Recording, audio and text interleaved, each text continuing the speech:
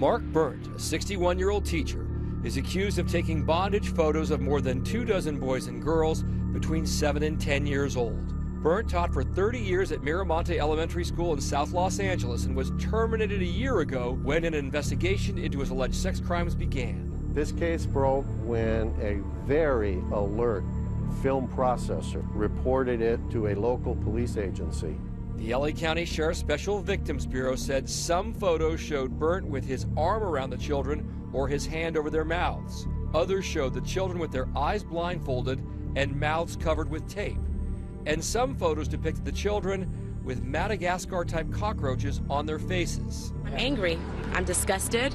Would blindfold us and tell us to pick a lollipop stick from a container. At the end of every month, he says Burnt would blindfold him and his classmates. They'd pick sticks from a jar as part of a game to delegate class responsibility. It was me blindfolded and the teacher next to me, like, congratulating me. He liked insects a lot.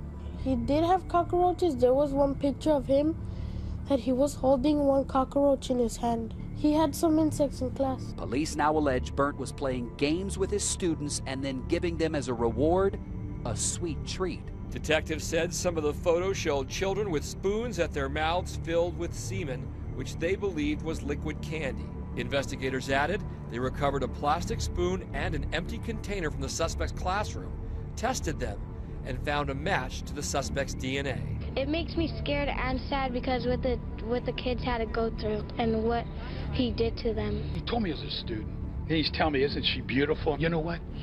I was even thinking of calling the police, but I didn't, because they would have really got him good. You can't do that stuff. He was done with us as soon as it was brought to our attention. It's despicable. I'm not his lawyer nor my lawyer, so I don't have to watch what I say. I find it absolutely despicable. It's why I removed him instantly, and it's why we moved to fire this despicable person.